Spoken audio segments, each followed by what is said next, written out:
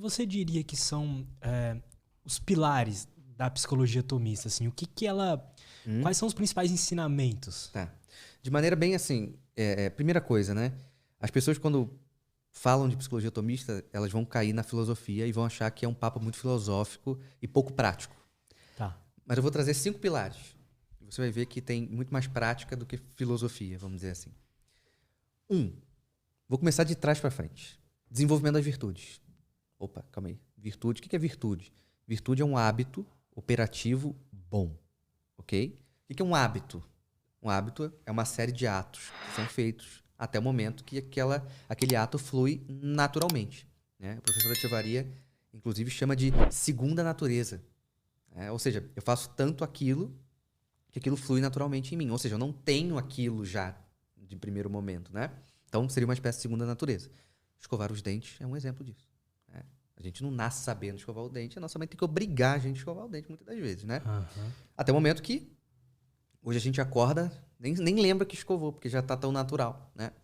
Então isso vai acontecer também com os atos na vida. Ou seja, eu posso ser paciente dessa forma. Entende? Eu posso alcançar a virtude da paciência assim. Coragem, né? Coragem, temperança, justiça, né? Só que tem um problema. Qual o problema? Qual o contrário da virtude? O contrário da virtude é vício. E o vício também é um hábito. Ou seja, então essa minha segunda natureza pode ser virtuosa, na medida que eu, sei lá, vou adquirir a virtude da justiça, e eu dou ao outro o que é do outro, de forma muito natural.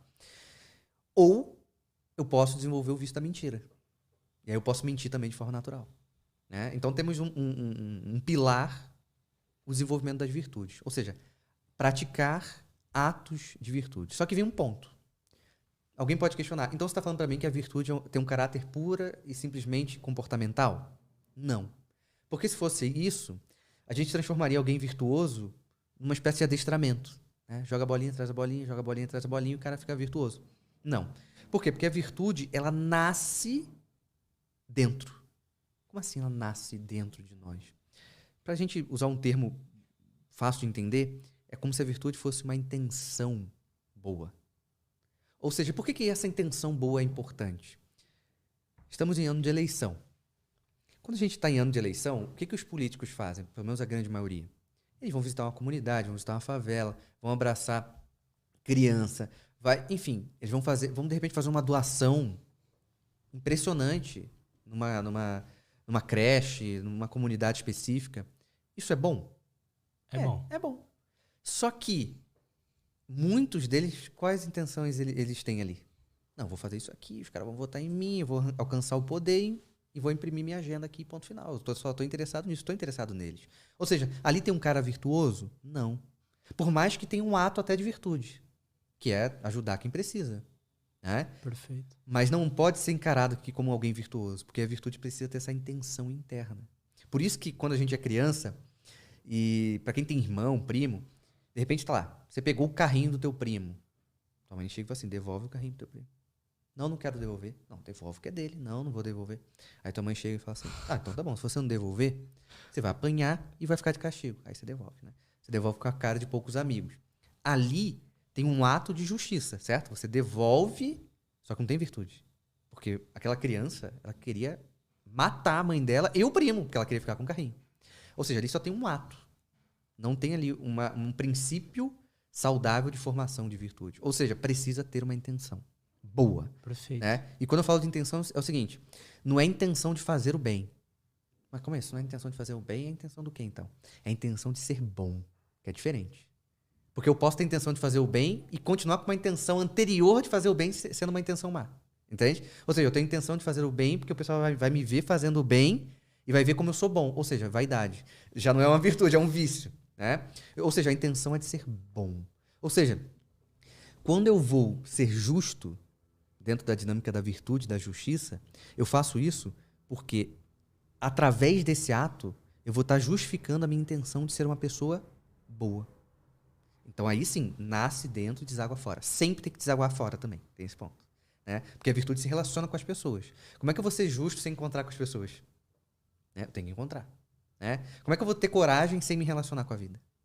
Uhum. Né? Os famosos, né, haters de internet, A pessoa pode falar, não, ele é corajoso, né? Não, não tem nada de coragem, porque ele se esconde. Se você pegar bem direitinho, não tem coragem ali. Tem uma covardia. Que seria muito melhor, né? Vim, põe a cara e beleza, vou me expor aqui, ponto final. Né? Então, o desenvolvimento da virtude vem em trabalhar essa intenção que nós nascemos para sermos bons. Esse é um ponto importante. Né? Essa é uma vocação pessoal. Só que é um pessoal, não um pessoal que só eu, Rafael, tenho. É uma vocação pessoal que todo ser humano tem. Todos nós nascemos com uma vocação pré-concebida, que é de ser bom. Ou seja, ser bom não deveria ser uma opção, entende? Uhum. E se a gente parar para a gente pensar em desenvolvimento, maturidade, ela nem é uma opção. Se você não for bom, maduro, você não é, entende? Se você não for bom, o seu desenvolvimento não está fluindo. Não é à toa que hoje a gente tem o quê? Os caras de 40 anos se comportando com de 15. Ah, não, mas eu sou responsável. Ele acha que a vida adulta é só você ser responsável por pagar seus boletos, né? Pagar seus boletos é obrigação de justiça. Pô. Você tem conta para pagar, é justo que você pague. Né? E ponto. Ou seja, não tem outra opção quando a gente pensa em maturidade, desenvolvimento. É o caminho das virtudes. Né? Fora disso, você vai ser funcional. A psicologia adora falar isso. Então, vamos deixar esse cara funcional. Né? Eu acho esse termo absurdo. Né? Porque tem um monte de gente que trabalha de segunda a sexta é super funcional. O problema é que no sábado ele pula do prédio. Né? Entende? Ou no domingo ele se enforca dentro da casa dele. Mas ele foi funcional, né? De segunda a sexta. Não é uma dinâmica de deixar o cara funcional. É uma dinâmica de você trabalhar ele como um todo. Aqui vem um olhar particular meu da psicologia atomista. Ela é integral. Ela não está preocupada só com o comportamento dele. Ela não está preocupada só com o inconsciente dele. Porque o homem é só comportamento? Não. O homem é só inconsciente? Não. O homem é só o aqui e agora? Não, também não. Ele tem um futuro que não está realizado, mas é um futuro que ele quer realizar, pô. Antes de você fazer teu podcast aqui, você, quero fazer meu podcast. Ou seja, esse futuro existe? Não, mas você já deseja ele. Então, hoje, no teu presente, você honra esse futuro que nem existe. Ou seja, se desse tudo errado, você ia falar assim, pelo menos eu tentei, né? Uhum. Ou seja, então você não é só o aqui e agora. Você se relaciona com o passado e com o futuro. Beleza, vamos lá. Estou seguindo de trás para frente. Então, temos o elemento da virtude. Fala só quais são as virtudes. Tá, isso, um ponto importante. Temos aqui 4 virtudes, que são as famosas virtudes cardeais. Prudência, justiça, fortaleza e temperança. Vamos dizer que essas são 4 virtudes, são como pilares, ok? Nesses pilares vão ter, sei lá, plantas garradas nesses pilares que são virtudes também. Por exemplo, você falou da coragem. A coragem está dentro da virtude da fortaleza. Entendi. Tá? Sobriedade está dentro da temperança. Tá? Justiça, a gente pode falar da sinceridade. Né? Que a gente daqui a pouco tem que explicar o que seria sinceridade, porque senão o pessoal tá, né? Vou ser sincero. Sabe é um mito que a pessoa acha que sincero tem bom coração, né? Só porque é sincero, né? Não. Então, a sinceridade está dentro da justiça, mas existe uma sinceridade que a gente pode chamar de perfeita. Prudência, por definição, é a reta razão aplicada ao agir. Olha que Santo Tomás é bem definidor, né? É uma definição dele, né? Tá, o que significa isso? Reta razão aplicada ao agir. Vamos lá. Reta razão, eu sei o que eu tenho que fazer. Aplicado ao agir, faço. Isso parece óbvio, não parece? É óbvio. Agora me fala o seguinte, quanto que você faz isso na prática? Quanto que as pessoas vivem isso? Eu sei o que eu tenho que fazer e faço. Às vezes a procrastinação é um problema de todo mundo, né? Exatamente. A pessoa fala assim, não, eu sei o que eu tenho que fazer, eu tenho que entregar. O brasileiro não é o cara que adora estudar para a prova um dia antes só. É imprudente. É uma imprudência. É o contrário à virtude. Né? Ou seja, a virtude da prudência, é engraçado a gente começar sobre ela. Dentro do linguajar tomista, ela é considerada a rainha das virtudes, porque sem ela você não consegue ter nenhuma das outras, né? Já que ela é a reta razão aplicada ao agir. Né? Mas olha o ponto. A gente pode falar que há um entendimento distorcido sobre prudência. Quando a gente pensa hoje em homem prudente, as pessoas falam que o homem é um homem medroso, né? Não, esse cara, ele tem medo, é aquele cara que vai ficar falando assim, não, melhor evitar, pode dar errado. Não tem nada de prudente ali. Ali é só um cara medroso. Né? O prudente, ele sabe o que ele tem que fazer e ele faz. E as consequências? Faz parte, né? Entende? Ou seja, sei lá, se você tem que defender alguém, é prudente que você defenda. Né? Não que você saia correndo e deixe aquela pessoa ali. Mas vai ter consequência pra você? Claro que vai. A vida tem consequência o tempo inteiro, pô. Se botar um hambúrguer pra dentro, tem consequência. Você tá fazendo dieta, você botou um hambúrguer pra dentro, tem uma consequência. Vai ter que queimar esse hambúrguer, não é isso? Ou seja, a prudência, ela é uma virtude da decisão. Né? E ela vai buscar uma decisão correta. E a decisão correta, ela vai acima da parte emocional. E daqui a gente vai falar sobre isso, porque a gente vai entrar em um dos pilares, essa parte emocional também, ordenar essa parte. Justiça é o mais fácil de todos a gente entender, que é dar ao outro o que é do outro. Só que quando a gente pensa em virtude da justiça, não basta dar ao outro o que é do outro. Tem que amar dar o que é do outro. Ou seja, você tem que se sentir bem. A gente tá falando de virtude. Você pode fazer um ato de justiça com a cara feia, amarrada, mas quando a gente pensa em virtude, você tem que amar aquela oportunidade. De repente alguém te pede dinheiro na rua, você tem que amar essa oportunidade de você estar podendo ajudar alguém que não tem nada, pô. E às vezes você pensa assim, mas sei lá o que esse cara vai fazer com esse dinheiro. Cara, você já pensou em você naquele estado, assim? Já parou pra pensar em um dia você sendo mendigo? Entende? Eu não consigo pensar, nunca vivi nessa condição, pô. Em dormir sujo, fedendo, na rua, com fome. Eu não sei o que é isso. Eu queria que alguém não me negasse R$1, R$2, entende? Então, é dar ali pensando realmente, pô, que bom que eu posso ajudar esse cara aqui de alguma maneira. Entende? E ponto. Né? Eu não vou ser babá do cara, né? Não vou te dar o dinheiro aqui, mas você tem que comprar lá o todinho, não pode ser a caixa. Aí, pô, não tem esse controle. Mas beleza. Temos a justiça como esse elemento de fazer o que precisa ser feito, no sentido de dar ao outro o que é do outro, mas com alegria. E dar ao outro o que é do outro não é só material. Você tá com sede, vou te dar um copo d'água. Não. Dar ao outro o que é do outro, vamos lá. Você é filho, você tem uma mãe, você tem um pai, como que você pode dar a eles o que é deles? Sei lá, respeito. Seu marido, respeitar a tua esposa. Você é pai, educar os teus filhos. Né? Ou seja, a dinâmica da justiça está envolvida em tudo quanto é lugar. Você trabalha, né? Quantos brasileiros fingem que trabalham de segunda a quinta e sexta trabalham menos ainda para sair para sexto? Isso é uma puta injustiça. Só que o que acontece? O cara faz isso quanto tempo? Tô trabalhando 10 anos na empresa aqui. O cara tá lá, se habituando. Então o cara começa a viciar em não ser honesto. Então ele começa a se viciar no quê? Em fazer um jeitinho para fingir que trabalha, para fazer menos trabalho. Aí daqui a pouco vai chegar esse cara no consultório, né? Não consigo lidar com meu chefe, que me cobra demais. Tipo, você que faz de menos e está acostumado com isso e não sabe vencer, né? Então, é uma falta de justiça, por exemplo. Né? A justiça não entra só numa dinâmica de justiça social. Todo mundo gosta muito de falar, não acho que seja um problema, mas fica focado nela. Você trabalha direito? Você trabalha com honestidade? Você trabalha com amor ali? Você dedica 100%?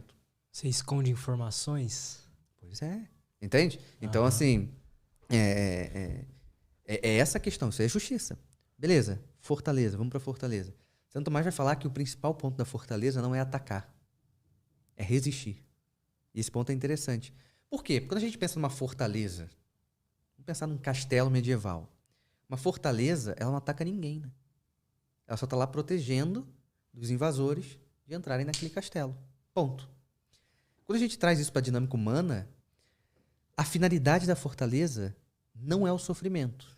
A finalidade da fortaleza é a realização de um bem que é difícil de ser alcançado.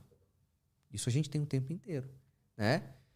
Se eu quiser descer ali e comprar uma Coca-Cola, é um bem. Posso falar Coca-Cola? Já falei 3 vezes. Pode, lógico. Coca-Cola. Mas o ponto é... Guaraná também. Guaraná, daí Pepsi, né? Porque aí já... Mas o ponto é, eu descer aqui e comprar um refrigerante qualquer, eu não preciso de fortaleza. É fácil. Eu tenho o dinheiro aqui, a padaria tá ali, eu compro.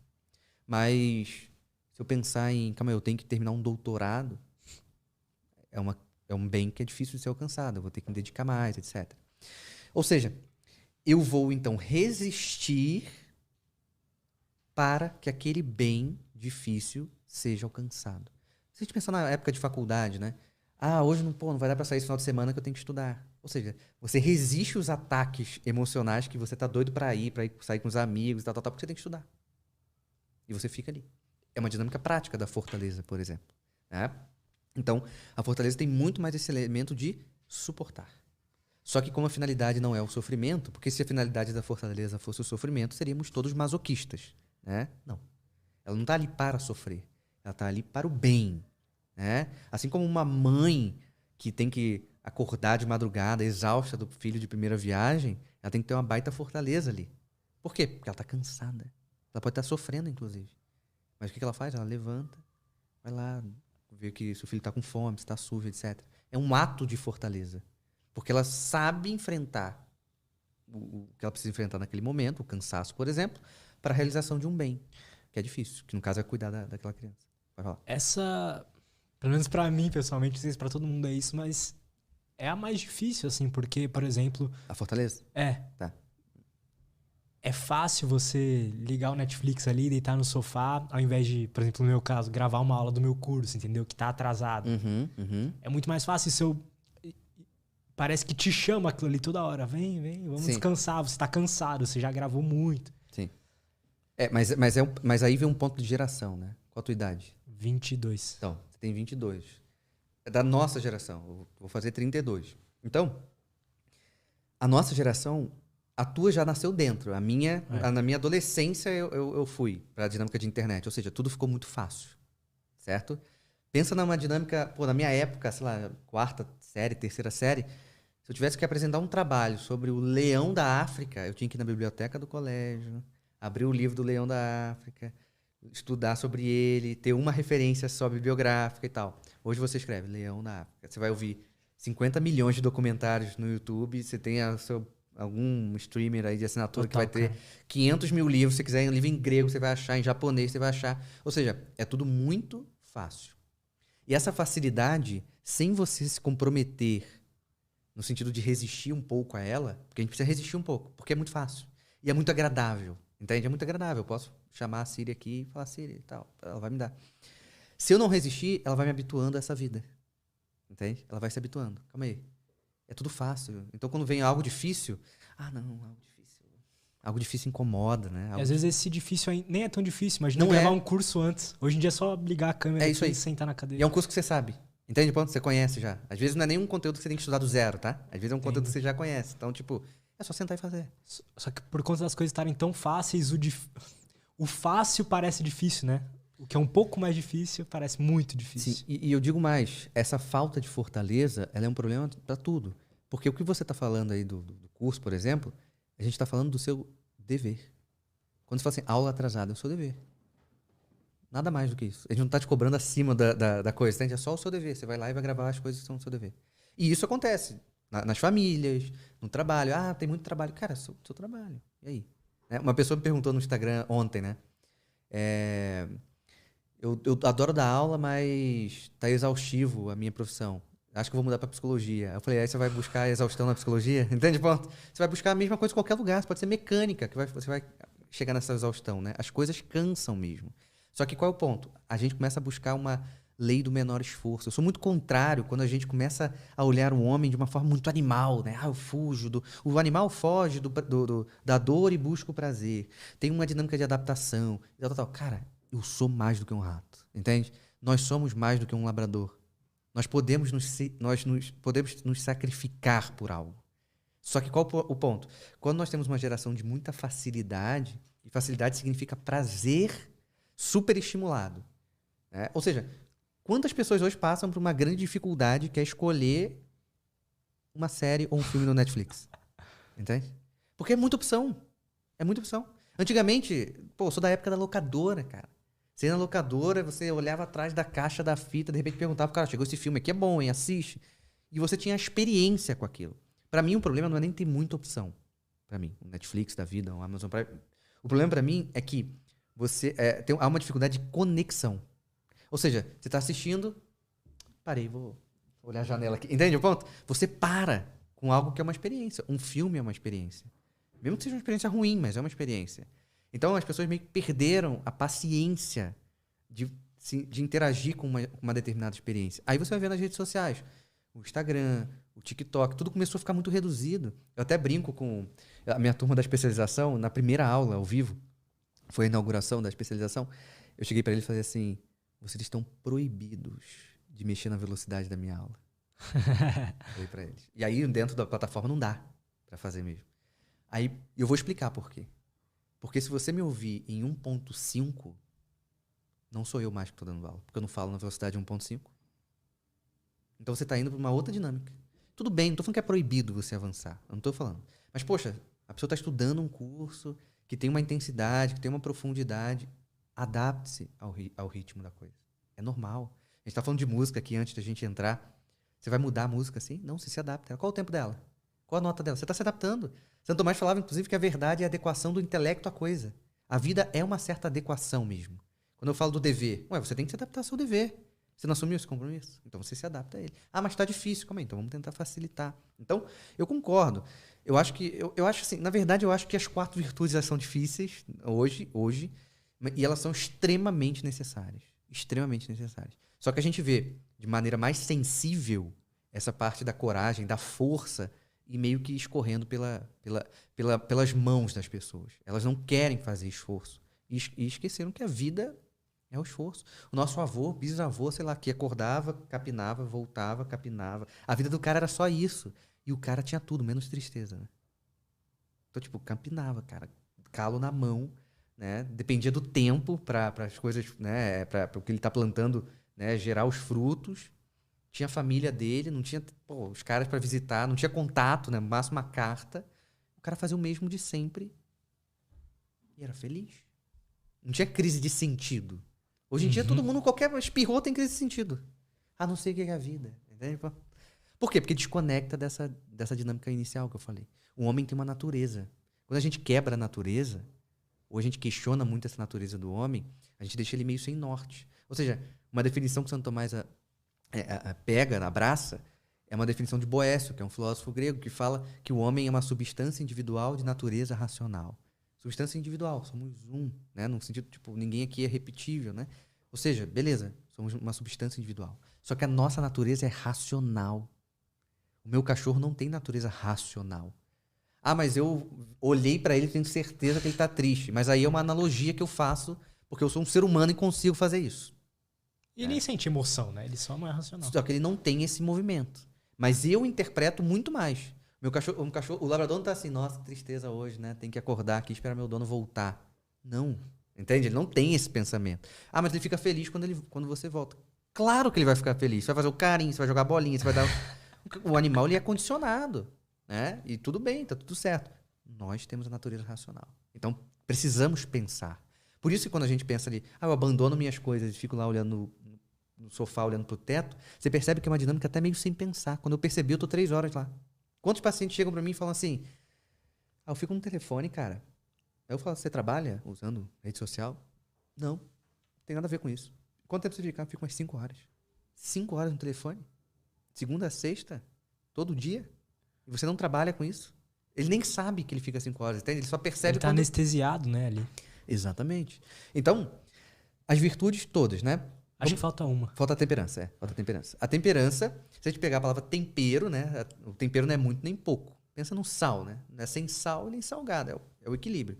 A temperança, ela vem para esse lado emocional. Ou seja, apesar de eu ter uma emoção específica diante de algum acontecimento, eu tenho que manter um certo equilíbrio para que eu não seja intemperante na minha atitude, certo? Então, por exemplo, uma vez eu atendi uma menina, muito tempo atrás, que ela falou assim, ela estava muito triste, ela chegou na sessão assim, um cara de velório, assim, eu falei, o que houve, né, e tal. Ela falou assim, contei segredo para um cara e ele espalhou. Eu falei, putz, a gente pensando aqui, fala, pô, deve ser horrível essa sensação, né? E esse segredo que esse cara espalhou, ele espalhou pro grupo que eles frequentam. Então é um grupo que, sei lá, encontra 1 vez, 2 vezes na semana e o cara espalhou para o grupo. Eu falei, pô, realmente, sua tristeza tem uma razão de ser, né? Mas aí eu perguntei para ela assim, mas o que houve, né? Vocês brigaram? Por que seu amigo fez isso com você, né? Você contou um segredo, por que ele espalhou? Aí ela falou assim, não era meu amigo, não. Conheci ele no dia. Eu falei, como é que você conhece alguém no dia e conta um segredo? Só que qual era o ponto? Esse cara estava frequentando aquele grupo pela primeira vez, ela já estava naquele grupo. O contexto dela, ela era muito carente, então ela estava muito afim de um namorado. E aí qual foi a forma? Ela viu aquele cara, enfim, achou ele bacana e tudo mais, para meio que puxar ele para ela, falou assim, posso te contar um segredo? E aí ela contou o segredo para ele e ele espalhou. Ou seja, ela foi intemperante, porque aquele lado emocional, a carência não foi equilibrada. E ela foi intemperante ao ponto de contar um segredo que ela não deveria ter contado. Ah, mas foi uma imprudência também? Também, claro.